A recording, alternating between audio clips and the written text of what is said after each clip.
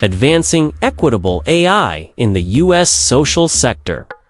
Artificial intelligence is rapidly evolving and reshaping how people and organizations think and behave across many sectors and around the world.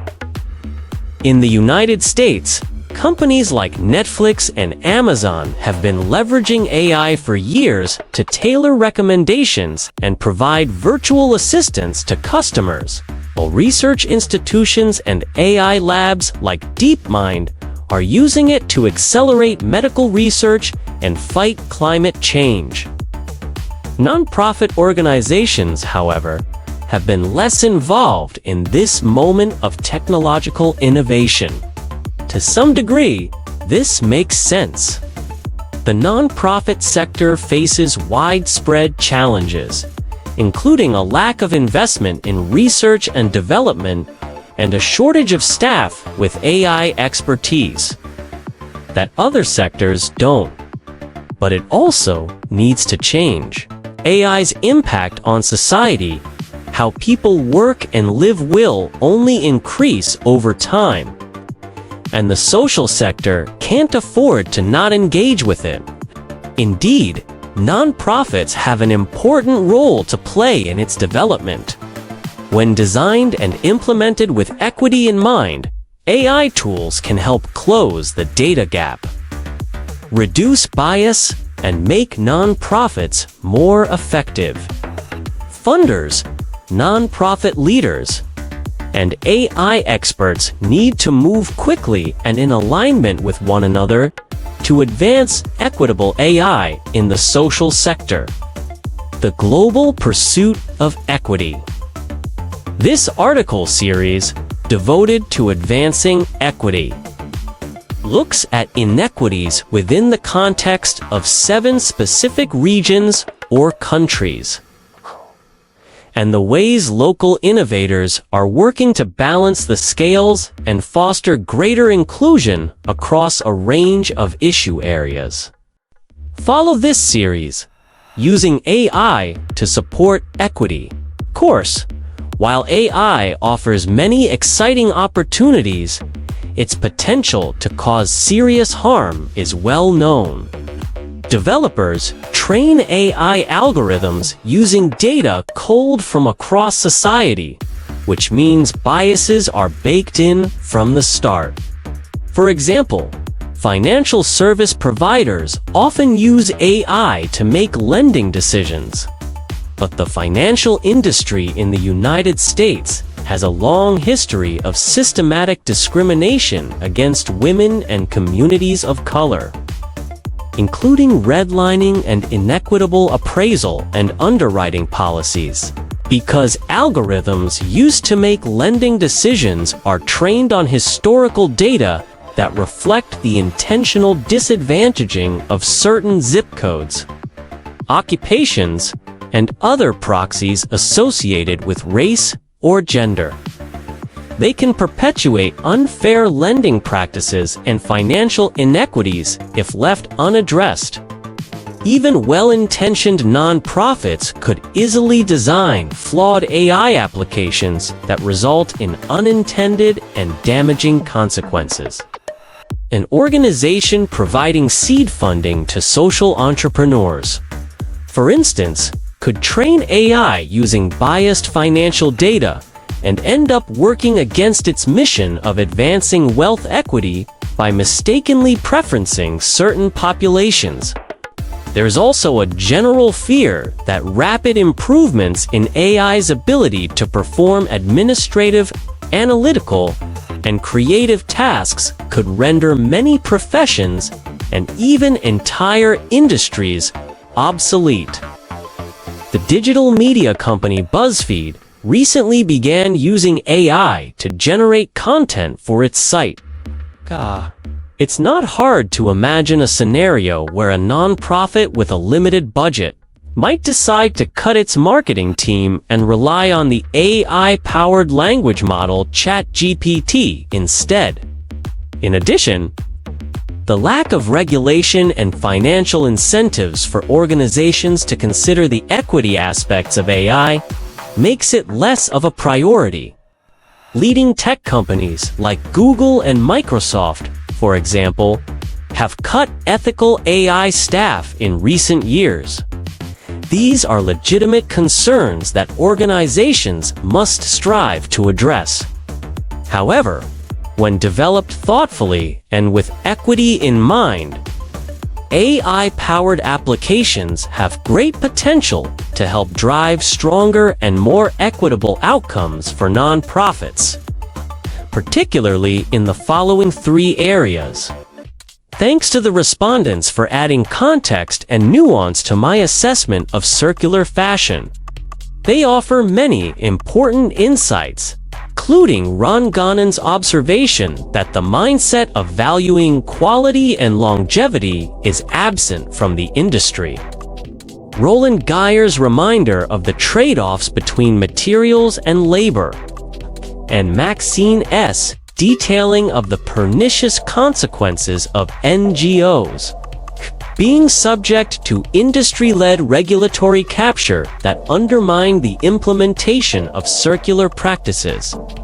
I want to specifically credit Dominique Drakeford for highlighting the punctilious nitpicking aimed at supply chain transparency, incomplete reporting, and feckless certification schema.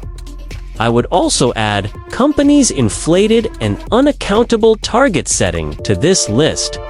Drakeford is correct that excessive attention to these low-hanging, secondary climate contributors postpones fashion's long overdue systemic reckoning. I also appreciate Geyer's reminder that circularity is just the latest in a long line of naive, win-win solutions that ultimately prove ineffective. A corollary of the simultaneous ascendance of neoliberalism and escalating environmental challenges. Win-wins made for powerful case studies, but ultimately lacked empirical validation.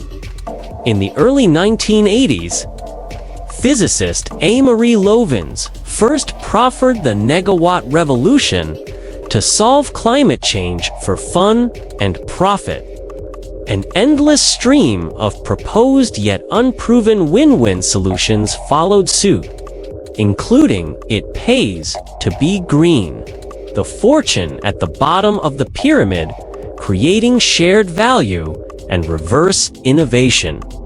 Now, circularity has emerged as the latest corporate win-win strategy to address social and environmental ills and deter profit-reducing regulatory action. And with an industry that is all about the latest trend, it was but a matter of time before fashion brands capitalized upon it to appeal to environmentally conscientious consumers. Last year, Chinese fast fashion brand Shine launched a resale platform to ignite a cultural movement of circularity within our own Shine community. According to its global head of ESG, Adam Winston, Crocs devoted a considerable portion of its 2022 sustainability report to circularity. Despite not having a closed-loop system in place for any of its more than 140 million pairs of shoes sold annually. And, in academia, Harvard Business School hosted a conference selling attendees on circularity as a trillion-dollar opportunity for industry. Unfortunately, none of these circularity efforts address the root cause: the hyperconsumption that results in discarded synthetic shoes and shirts, filling landfills and the microplastics polluting the oceans and even finding their way into our own bodies. A 2023 study examining circular practices in 28 European economies showed that consumption growth increases resource extraction 4 times more than the resource savings achieved by circular initiatives. So, even if we were to develop the requisite technology and infrastructure to realize the industry's circularity goals, it would do little to decouple consumption from resource use. If reporting, certification, transparency, and win-win solutions will not lead to a sustainable future, where do solutions lie? A good place to start is with a candid acknowledgement of the causes of the challenge: excess consumption and externalities. Swedish outdoor brand Houdini illustrates how industry can advance solutions by revising its values. As Houdini CEO Eva Karlsson observes, the fact is that profits are often made by compromising people in the value chain, and the considerations of ecosystems are equally poor. The brand has developed a slow flow for new product introductions and a design process oriented toward durability and reuse to extend product life cycles. But Houdini remains an outlier, and few brands have dared to emulate an approach that compromises growth or profit. Thus, as my respondents suggested, new system rules and incentives must be put in place to ameliorate the fashion industry's accelerating negative social and environmental impacts. In keeping with Drakeford's admonition, such systemic change must address colonization and its consequences. And, to heed Nancy Bakken, a plan forward should prioritize sufficiency over recycling. At long last, several promising legislative proposals address these core issues. For example, New York's Fashion Act, as and I discussed in our respective articles, mandates carbon reductions and levies penalties for non-compliance. And a recent proposal by the Orr Foundation addresses colonization, the use of disposable materials, and excess production and consumption. The proposal builds on a 2009 French law mandating extended producer responsibility in the textile industry. It calls for the following: 1. Price increases for brands to account for the full cost of end life for each garment, with a portion of these funds then dispersed to countries in the global south, where most fashion is resold or ends up incinerated or in landfills. Varying bonuses and penalties based on garment type, known as eco-modulation, for example. Cheap, non-biodegradable synthetics to be charged more than durable, single-blend garments made from natural materials. Reduction targets for new clothing production to make room for growth of second-hand fashion. Decades of faith in voluntary corporate action have resulted in disparate and insufficient progress.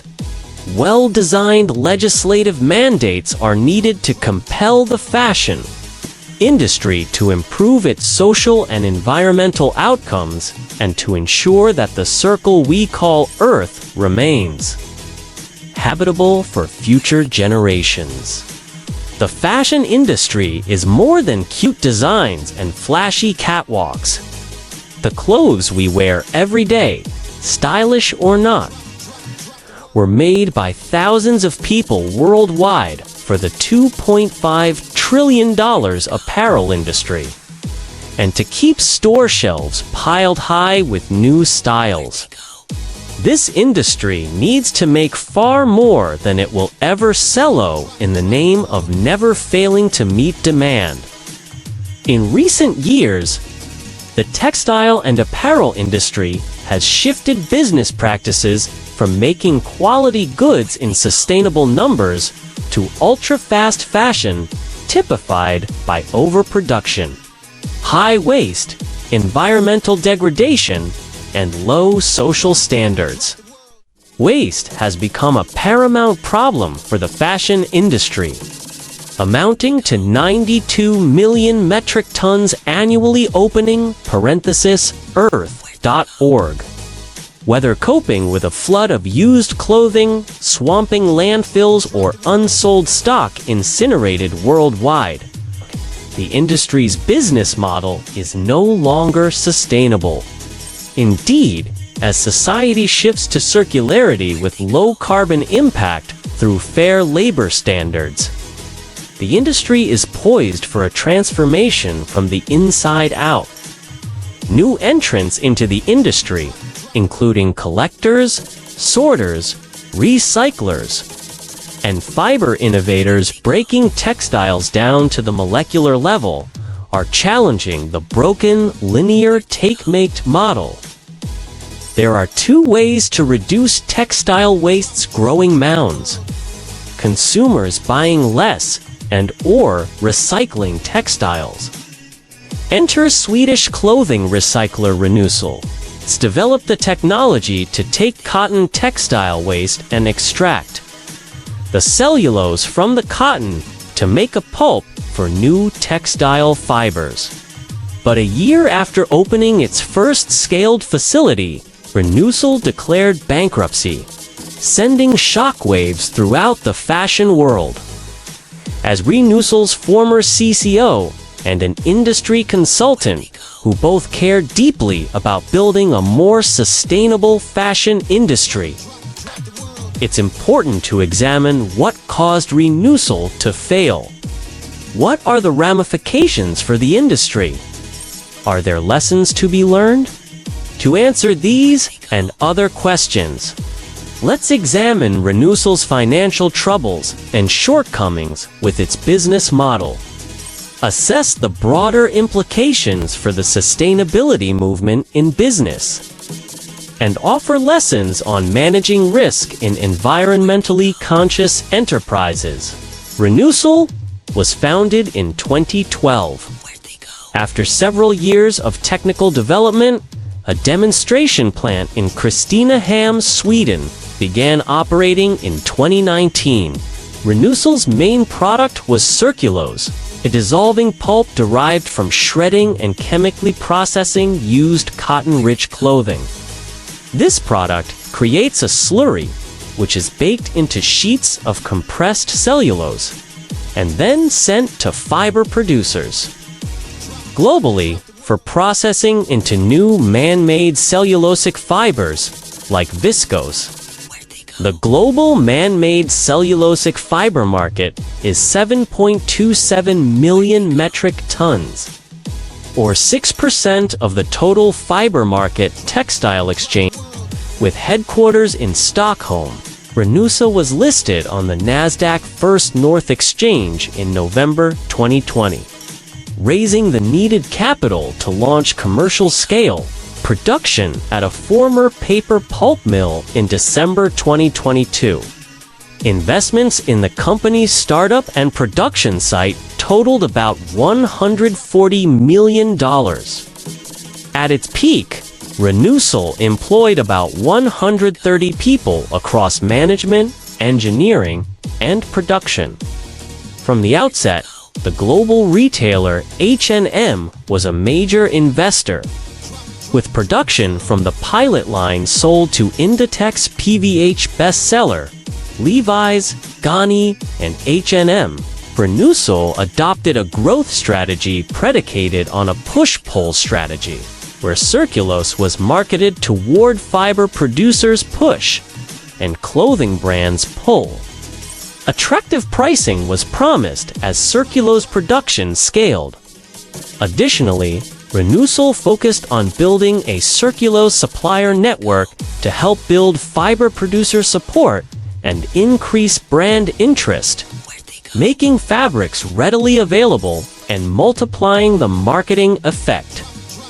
Although the former paper pulp mill in Sweden was the launch plant, its plans called for new North America and Asia facilities after establishing proof of concept, so that Renewcell would have greater access to local supplies of used clothing and easier access to regional textile supply chains.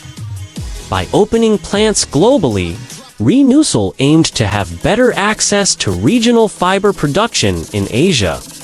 However, Securing additional capital for such expansion plans first required a successful and rapid ramp-up to profitability at the Swedish facility.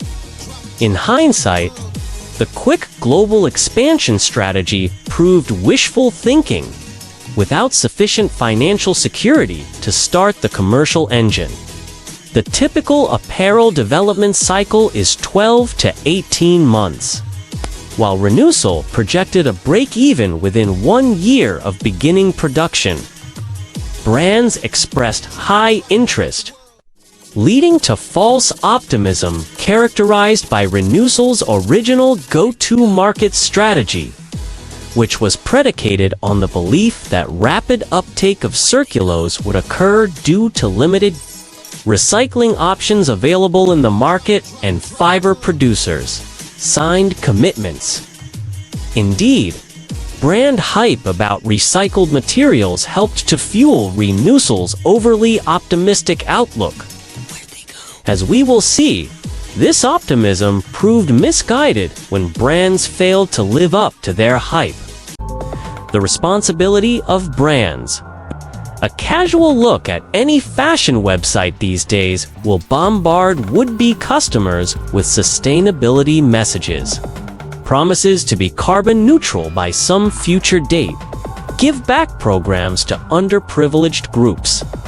Efforts to promote worker safety, and so forth. All are well-meaning and worthwhile activities, but they are too often wrapped in a veil of corporate marketing, making it difficult for consumers to separate what's real from fiction, meaningful from superfluous. Within the industry echo chamber, though, such messaging carries considerable weight to keep environmental critics at arm's length and to protect brands from negative attention that could adversely affect sales. Brand marketing is a smoke-filled world, but brands must stand up for what's right and reject what's not. When they fail to fulfill these responsibilities, the industry becomes mired in overproduction, ever-cheapening and abusive supply chains, and environmental degradation. That's where Renewcell came in. It promised to correct one of the fashion industry's major ills: waste. Brands lined up in support. Some invested directly in Renewcell. They believed in the promise of its technology and approach to vacuuming up much of the world's used clothing to be made anew as recycled fiber.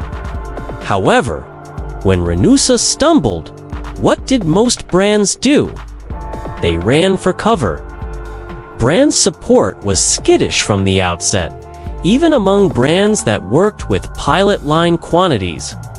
For example, public commitments with mass retailers like H&M and PVH failed to result in substantial purchases. Despite the fact that such commitments were not binding, these agreements were public. So brands like these were required to use Circulose in their clothes. In the end, though, when fiber company partners explained to brand buyers that Circulose would cost more than virgin alternatives, most brands scurried away. Many brands tout the carbon neutrality of their supply chains. But when it comes to business, cost neutrality rules the day. Industry reports suggest the cost of fiber is only 3 to 5% of the total retail price. This may be an indictment of the branded apparel industry, but it is also the reality of business today. Costs matter.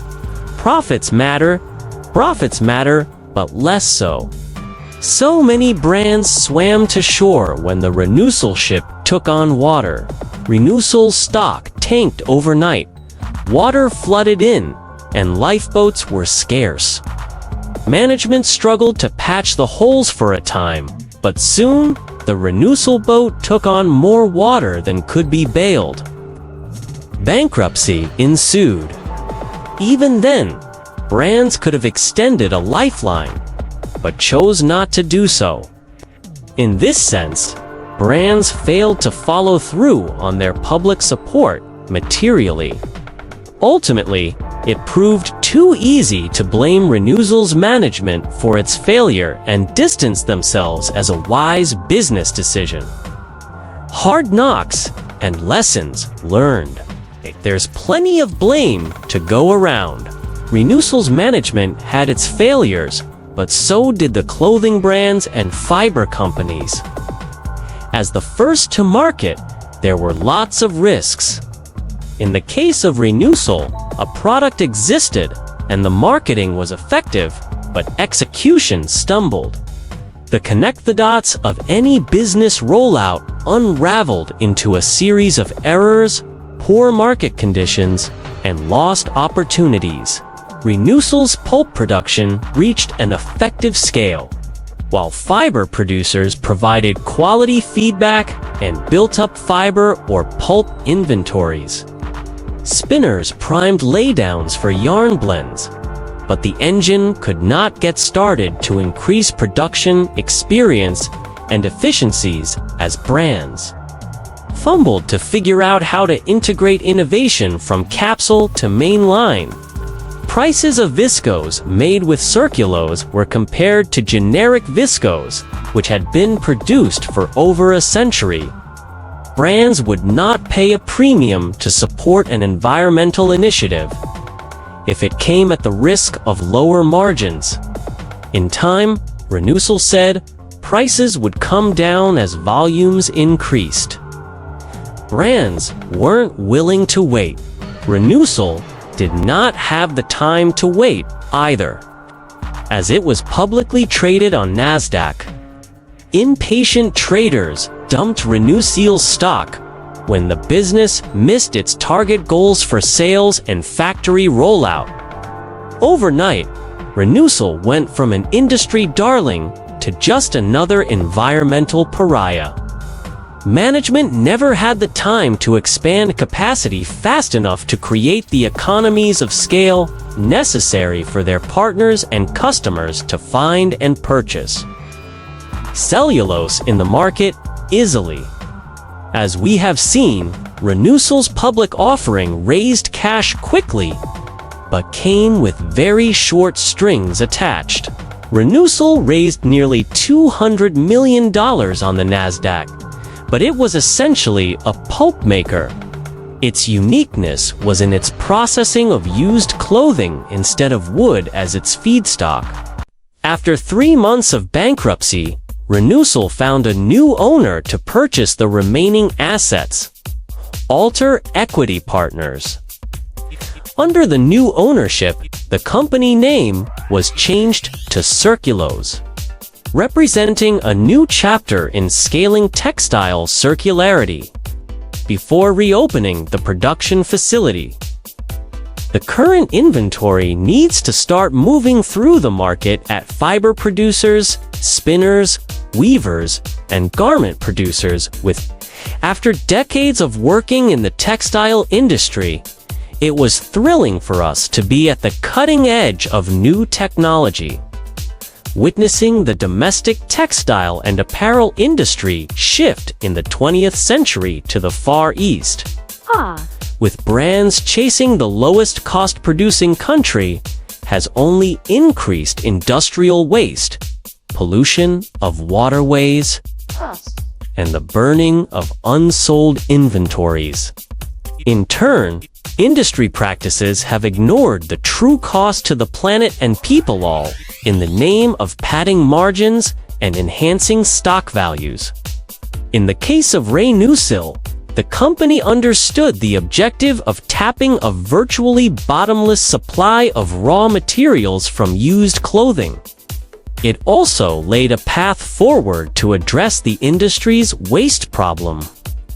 More so, the Renewsal experience provides guidance for the industry to avoid government regulation that could adversely affect it in unforeseen ways.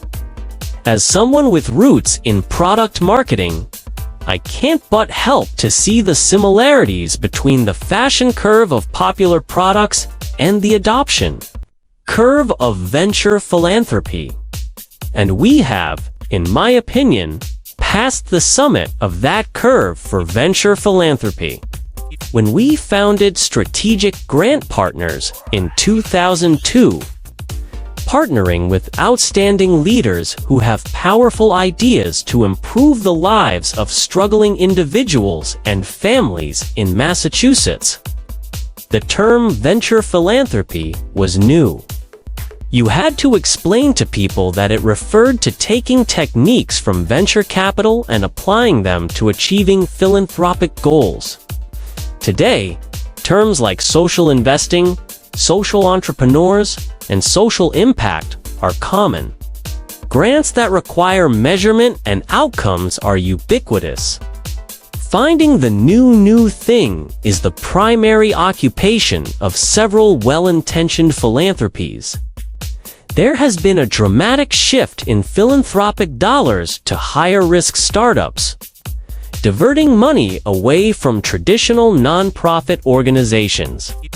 Even our government thinks of itself as a social investor, using taxpayer dollars to fund higher-risk social ventures through its Social Innovation Fund.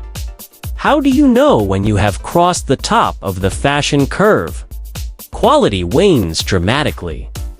In fashion, a good example was the downturn of Tommy Hilfiger, an ultra-flash-in-the-pan brand that was clearly at its end. When it showed up at discounters such as Marshalls and Kohl's, and unmiddle-aged guys who frequented WrestleMania. In philanthropy, we are seeing a lot of early-stage nonprofits with ideas and leadership that aren't ready for prime time. Unfortunately, many are getting funded. Some talented and not-so-talented social entrepreneurs are getting hold of sizable amounts of money to give their idea a go. This trend is reminiscent of the 1999-2000 internet funding bubble. Another indication that the end is near is when there are multiple variations of the same idea, or when the ideas themselves are on the periphery or so amorphous that it's hard to know what the idea is exactly. The number of tangential education-related nonprofits that claim that they will substantively change educational outcomes for kids is staggering. Many are doing good things for kids, but they don't have meaningful, measurable impact and are diverting philanthropic dollars from organizations and interventions that have true impact. Since venture philanthropy firms subsist on finding the next new thing, we continue to feed the beast a beast that is already well sated. What's worse, funders have become weary of making grants to existing grantees, feeling they should have become financially sustainable without them. The good news is that never before have the stronger nonprofits attracted such impressive talent. In the early days, renegade social entrepreneurs like Pat Lawler of Youth Villages or Gerald Chertavian of Year Up were few and far between. And it took them years to attract the kind of talent they needed to scale. Today, the landscape of early and mid-stage nonprofits looks quite different, with experienced mid-career leaders making the shift to nonprofit management and a wave of young business school types choosing to make their careers in nonprofit ventures. Strong, well-led organizations like Youth Villages, Year Up, and Big Brothers Big Sisters of Massachusetts, Bay, are proving every day that some nonprofits have what it takes to deliver real impact. What this means is that when we find something that works, we should stick with it, not move on to the next hot thing. More than stick with it, we should double down on the best of the best. The organizations with great leaders then have actually figured out how to change the world. Making our most successful grantees more successful is one of the best ways we can deploy capital. Since the 1990s, it has become increasingly normal to take environmental E, social S, and governance G factors into account when considering investing decisions. Yet the roots of what we now call ESG investing go as far back as the 1800s, when religious beliefs were an investing criterion for Methodists, Muslims, and Quakers. More recently, social issues like the anti-war sentiment in the Vietnam War of the 1970s and anti-apartheid sentiment in the 1980s have been part of the conversation about business. Just as new demands for good governance grew after the governance scandals in the early 2000s, for example. In short, each new generation of socially responsible business mandates grows out of the defining issues of that era. Climate change is our era's defining issue, and especially given the sluggish climate action by business and society so far, we need to rethink how we recognize the problem and Although environmental concerns first entered public sentiment in the 1960s, public consciousness of climate change has moved dramatically in the last decade. Perhaps because once hypothetical consequences are now a reality. The landmark 2015 Paris Climate Agreement, for example, signed by nearly 200 countries to combat climate change, was guided by a scientific consensus that the effects of climate change are an alarming, existential risk factor for the world today. The acceptance and call to action on the growing risk of climate change in the scientific community has been focused and urgent. However, the response to climate change in financial markets has lacked the same urgency and focus, with climate change often subsumed in broader discussions of ESG as an ethical philosophy and fiduciary mandate.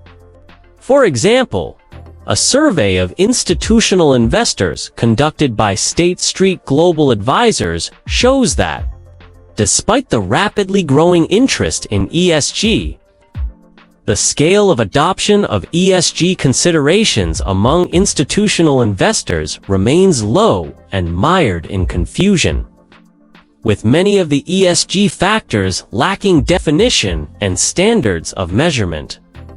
3/4 of respondents said that there is a lack of clarity around ESG terminology in their organizations. Moreover, while ESG issues differ dramatically in the severity of their societal and business consequences, there is no standard framework for prioritizing among those issues when defining ethical and fiduciary duties.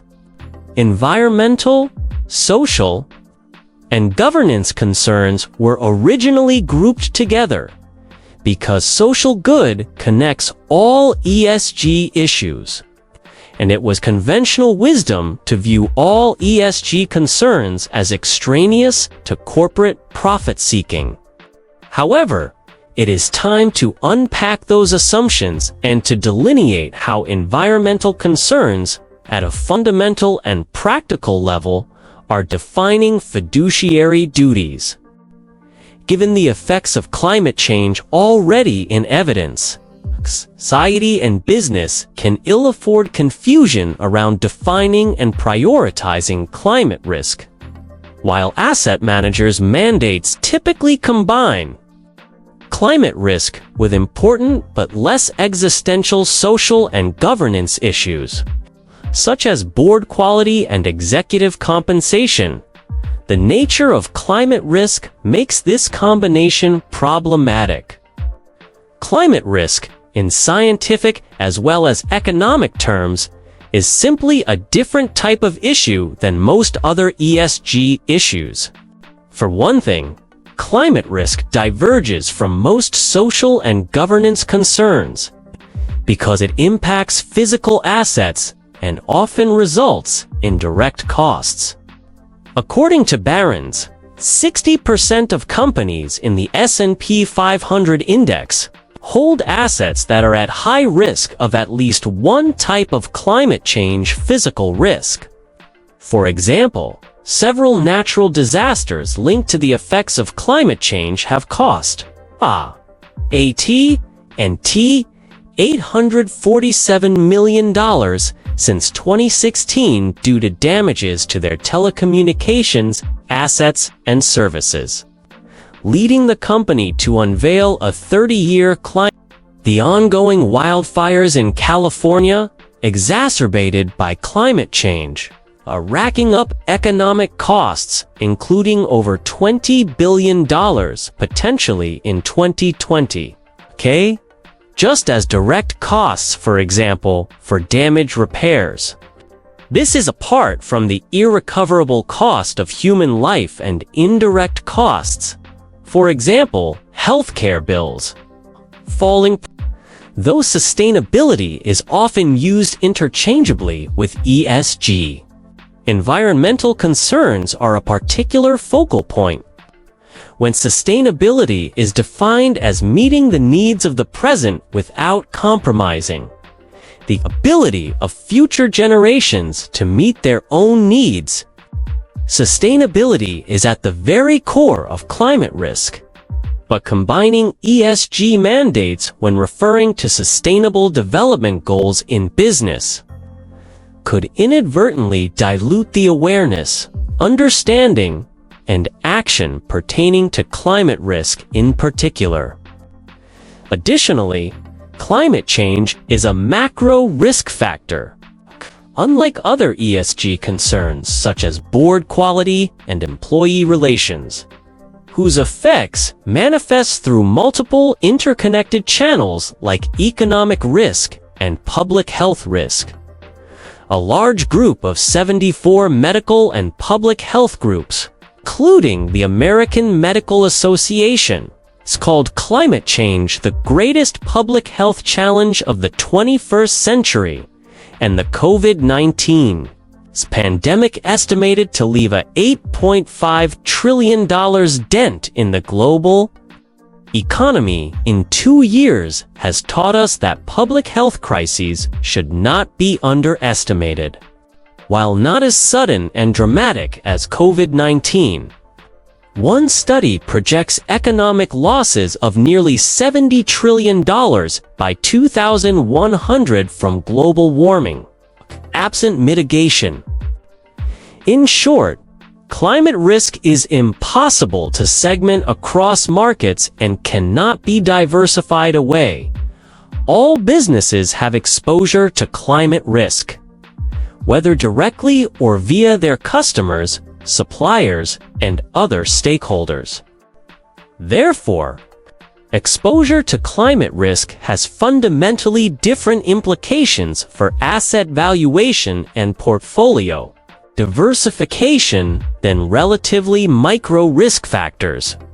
To the extent that environmental, social, and governance issues differ in being macro or micro risks, they should be treated differently in defining fiduciary duties. There is also a pragmatic argument for disentangling environmental concerns from combined ESG mandates.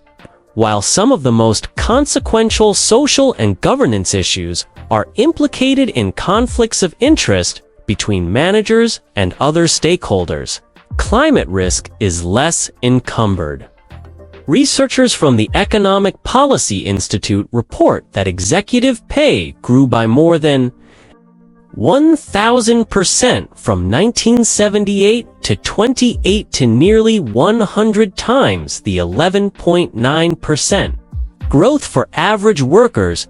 Same serious conflicts of interest are embedded in addressing the pay gap within businesses, not to speak of income inequality more broadly. But for most businesses, addressing climate risk appears less plagued by conflicts of interest of this sort. Environmental responsibility and risk management could grow faster, relieved of the burden of the conflicts of interests attached to other ESG concerns. Moving forward, the market has already begun to treat environmental concerns as a standalone, launching novel financial instruments focused on environmental responsibility, such as green and blue bonds. Treating environmental concerns more independently would help asset managers distinguish between companies like Amazon or Netflix and fossil fuel companies like ExxonMobil. Currently, due to their low social and governance scores, combined ESG mandates put Amazon and Netflix in the same excluded category as Exxon for most ESG exchange-traded funds, ETFs. This movement should continue. Of course, environmental concerns are correlated with other serious socioeconomic concerns, such as poverty. Areas with poorer populations often have higher exposure to extreme events exacerbated by climate change, for example, floods. However, given the scale and speed of response needed to mitigate climate risk, the tent of environmentally responsible stakeholders needs to expand rapidly. Market-based solutions to climate risk should include the widest spectrum of stakeholders, ranging from ethically motivated stakeholders who view business through a social good lens, to financially motivated stakeholders who understand that climate risk can no longer be ignored. Climate change looms unavoidably over business and society in this era. Yet, individual and collective action to mitigate climate change has failed to meet meaningful targets set by scientific guidance and aspirational policy goals. It should be much harder for businesses of all kinds to explain why they should not be environmentally responsible, as opposed to why they should. One way to do that is for E to distance itself from S and G in ESG mandates to focus the narrative and action on climate change. Science, business, and society must be on the same team to combat unmitigated climate risk. All hands must be on deck. The clock is ticking. Inspired by Unilever's sustainability slogan, "Small actions can make a big difference." Workers at the company's PG Tips tea factory in Trafford Park, England, had a bright idea. In Britain, most tea comes in paper tea bags. By reducing the end seals of each tea bag by 3 millimeters, 15 huge reels of paper could be saved every shift. Since its launch in 2015, this factory floor suggestion has resulted in savings of €47,500 and 9.3 tons of paper, about 20,500 pounds. Similarly, in early 2015, at the Unilever factory in Kamgaon, India, 6 employees approached the factory manager with the idea of starting a beauty and hair care course in their village to help local women get a job or start a business, while at the same time promoting Unilever's personal care products. In March 2015, management gave the green light and the training center was launched. To date, 825 women have been trained, and 610 are working in beauty parlors or have started their own business. Were these high-profile moments in Unilever's quest for sustainability? Even if you are a regular follower of sustainability news, you probably have never heard about them. That is exactly the point. What these stories show is the extent to which Unilever, along with other companies such as IBM, Marks and Spencer, and BASF, is integrating sustainability into every employee's job and turning a sustainable business model into business as usual. As notable as the actions of these global companies are, they are much more the exception than the norm. In our experiences as CEO of a global company and an educator and consultant, we have been struck by the lack of personal involvement, and at times, even acknowledgement by business managers of the importance of sustainability, particularly at large, publicly held companies. The typical reaction at many of these firms is, "Yes, it's important, but it's someone else's job, and I have more important things to do." There are, however, a handful of companies where we see significant personal engagement by employees in sustainability issues. Take the clothier Marks and Spencer, for example, which has sustainability champions in every one of its 1,380 stores to ensure that each store performs the best it possibly can on all sustainability targets. Or the financial services firm Old Mutual Group, which created a training program for its future leaders that includes sustainability as a core component. The presence of such champions goes a long way toward making sustainability relevant and palpable throughout the company. Besides the financial benefits that sustainability practices like energy conservation provide, studies have found that employee retention, productivity, and overall engagement all go up. 1. Nevertheless, it is hard for companies to operationalize sustainability goals, even when the people working for these companies, including their leaders, care about sustainability in the world. The problem is that not enough companies have yet figured out how to link their employees' values and support for sustainability with the employees' daily work and the company's operations.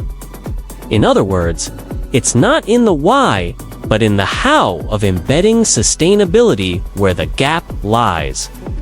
What have companies like Marks and Spencer done to make sustainability personally relevant to their employees, such that business decisions at every level of the company are conducted through the sustainability lens?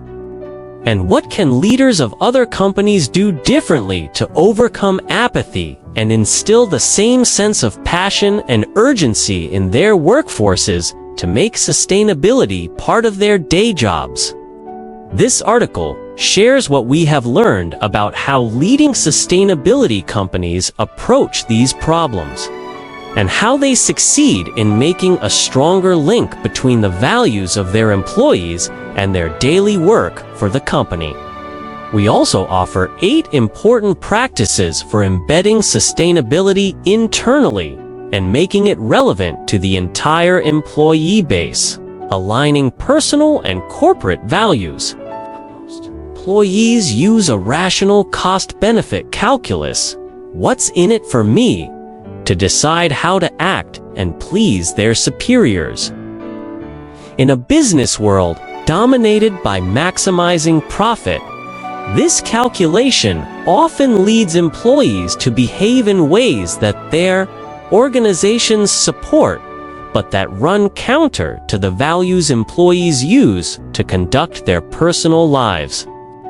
A study of young employees found that in several instances, employees suspended their own values temporarily in the belief that laudable ends justify questionable means. Rarely did these employees have the support from others within the company to voice their values and question the work they were being asked to undertake. 2. Such a reciprocal relationship between organizations and their employees i.e., sensing superiors' desires and acting in accordance, has also been noted by management scholar Paul Strebel, who found that employees and organizations have reciprocal obligations and mutual commitments that define their relationship. Those agreements are what Strebel calls personal compacts. And corporate change initiatives, such as a transition to a sustainable business model, require changing the terms of these compacts and fundamentally reconciling personal and corporate values. Unless leaders define new terms and persuade employees to accept them, it is unrealistic for managers to expect employees fully to buy into changes that alter the status quo, writes Strebel. 3. Personal compacts have 3 dimensions: formal job descriptions, cute employment contracts, performance agreements, psychological rewards, recognition, expectations, and commitment, and social perception, culture, and values. Successfully integrating sustainability into a business requires management to reconcile the gap between personal and corporate values in all 3 dimensions.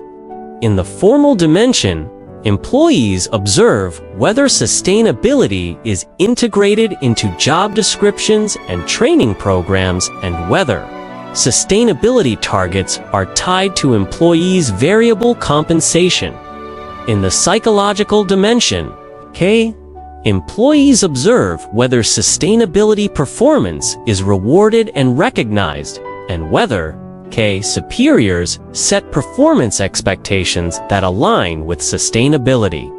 And in the social dimension, which is key, employees observe whether there is consistency between what the company says about its values in its mission statement and what it practices.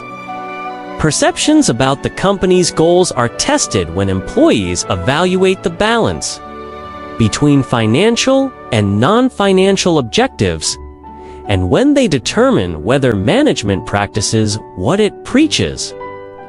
That is why it is so important that leaders get involved and are seen to get involved in sustainability initiatives both inside and, as important, outside the business. It is particularly important for company executives to lead by example in sustainability initiatives because research shows that stakeholders, including employees, are often skeptical about a company's motivations for getting involved in sustainability initiatives. 4. Some are persuaded to put aside their skepticism and embrace such initiatives only when they are convinced that the company is sincere about making a positive difference. In other words, when it comes to sustainability, leaders' actions speak louder than words and play a huge role in signaling company values to employees.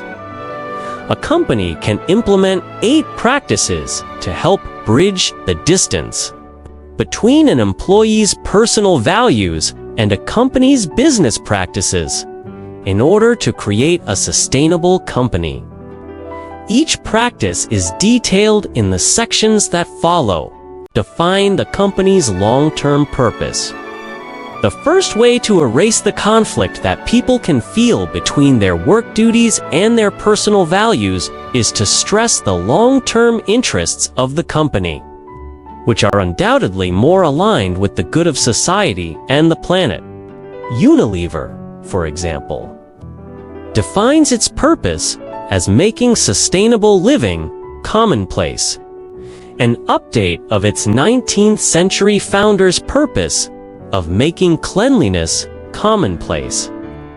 To put this purpose into practice, in 2010, the company introduced the Unilever Sustainable Living Plan, USLP, a blueprint for the company's sustainable growth strategy that spells out how the company's success is ultimately tied up with the success of societies and the planet. The USLP has 3 main goals: improving the health and well-being of more than 1 billion people by 2020, reducing the company's environmental impact by half by 2020, and improving the economic livelihoods of millions of women and smallholder farmers in Unilever's supply chain by 2020. An important way in which Unilever brings its purpose to life is through its brands, which are also the engine of its growth. The company is in the process of helping all of its brands, including Dove, Lifebuoy, Domestos, Knorr, and Vaseline, identify and activate their long-term sustainable living purpose. Take, for example, Domestos, a toilet cleaner sold in 35 countries, whose social purpose is to enhance people's health and well-being by reducing open defecation and improving sanitation. The Domestos business unit has committed to help 25 million people around the world gain access to toilets by 2020, and has founded the Multi-Sectoral Toilet Board Coalition to pursue these goals. Unilever's philosophy has always been to make products that meet social needs and to do so profitably.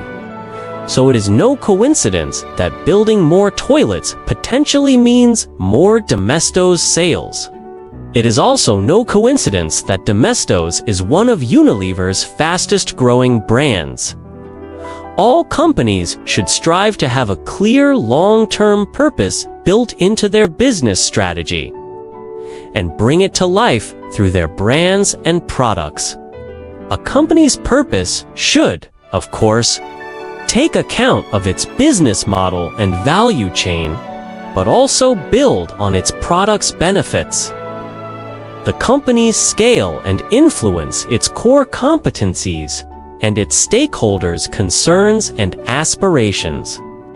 Thinking about the social purpose that a company and its brands serve enables employees to latch on to the higher purpose and use the company as a means to express their values, which in turn creates meaning in and at work.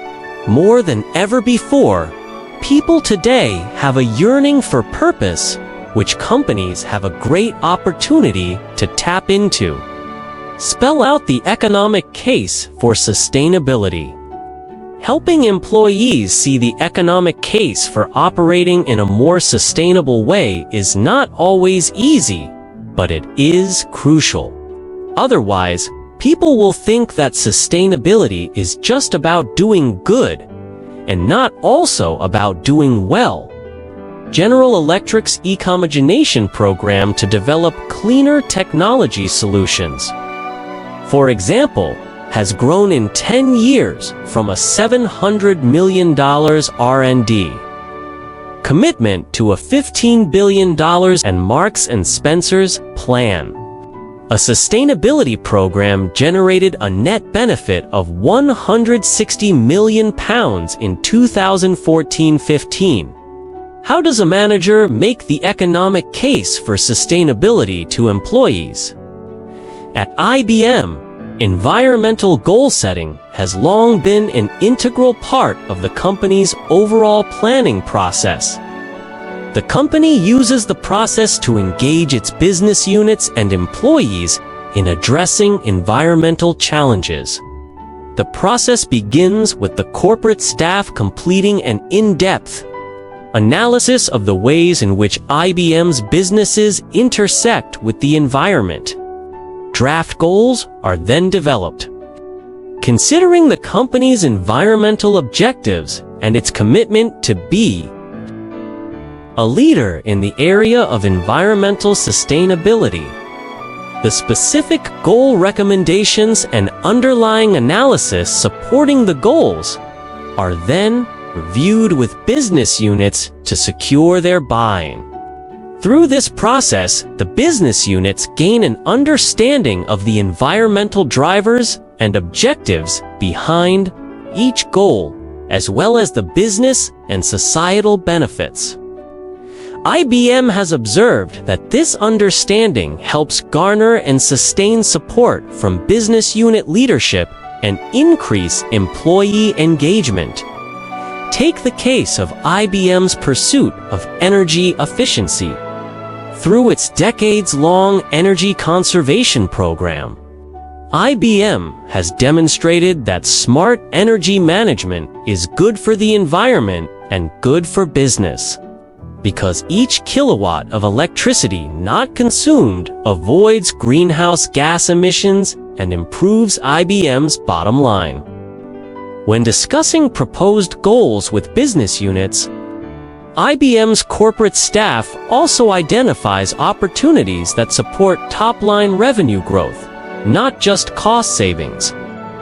For example, consolidating multiple computer servers that operate at low utilization rates into one larger and more energy-efficient computer server not only reduces energy demand and greenhouse gas emissions, but also reduces the number of assets needed to execute a given workload and frees up space, electricity, and cooling capacity to support new business.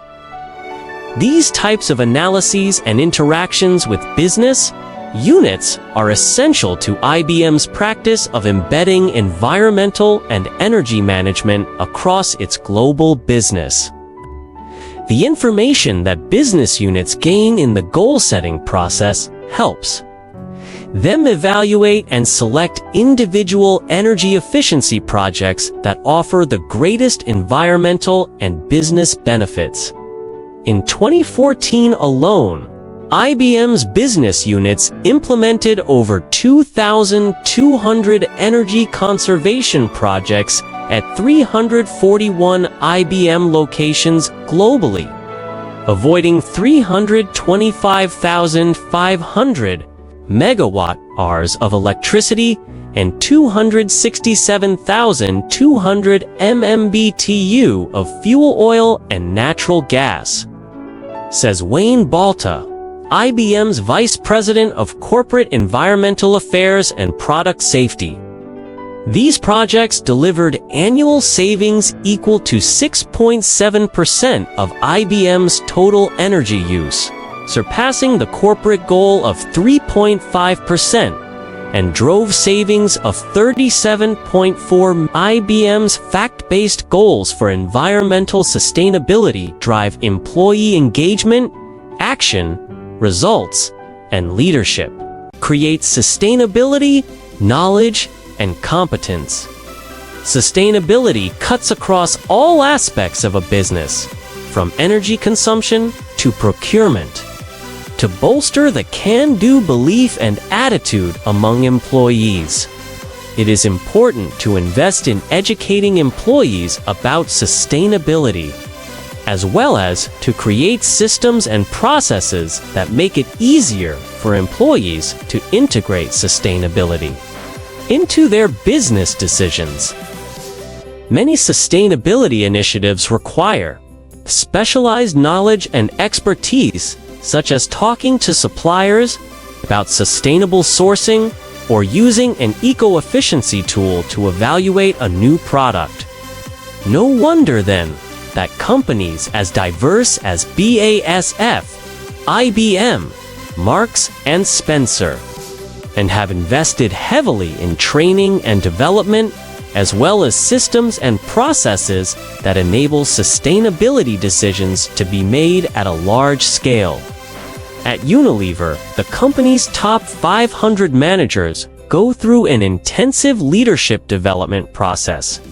The first step in the process provides the managers with 360-degree feedback and benchmarking on their impact as a leader, and supports them in identifying their personal leadership purpose to enable them to become an authentic leader.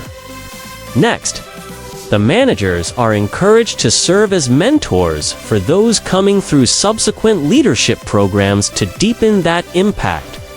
Then, the 500 managers go through Unilever Leadership 2020, which provides them with the leadership skills they need for the future, including resilience, systems thinking, empowerment, adaptability, and results orientation to bring those skills to life.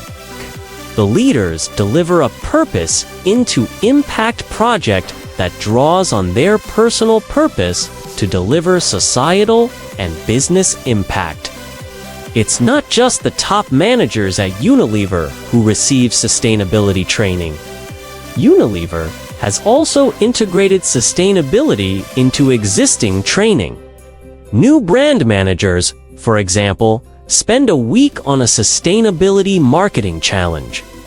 In addition, Unilever's finance team has created a valuation tool that assesses the revenues, growth, and profit margin of products and brands against targets and tracks supply chain savings, capital expenditures, manufacturing avoided costs, and incremental turnover of goods associated with sustainability-led initiatives. Embedding this analytical capability in the business enables Unilever to increase performance across markets and decide where to prioritize investments in marketing to focus the portfolio on delivering Unilever's purpose. Make every employee a sustainability champion. Every successful company shares one thing in common: strong leadership. And nowhere is that more important than in creating a sustainable company. As John Brock, CEO of Coca-Cola Enterprises, put it in the context of setting a sustainability agenda, frankly, the single most important thing in my view is leadership. You've got to have somebody who believes in it. Sustainability. It's the CEO. That's the number one. And then you've got to have an executive leadership team that is equally committed to it. At Unilever, as part of leadership development, the most senior executives are encouraged to identify their personal purpose in life to help them shape their future career at the company.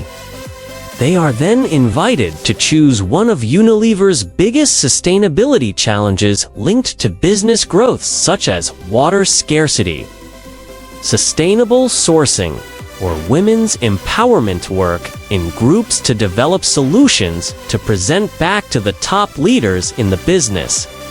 Getting senior executives personally involved in sustainability issues not only eliminates the distance between people's personal values and what they perceive to be in the best interests of the business, it also helps people find new ways of tackling strategic issues.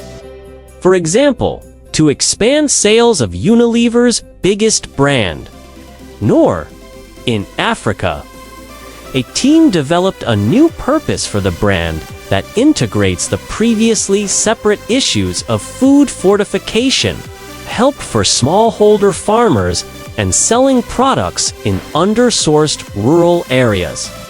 It's not enough to have sustainability champions at the top.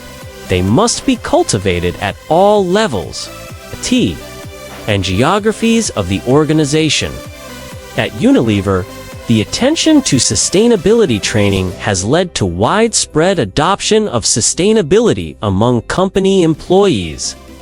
In fact, 76% of Unilever's 170,000 employees feel their role at work enables them to contribute to delivering to the sustainability agenda. And about half of all new employees entering the company from universities cite Unilever's ethical and sustainability policies as the primary reason for.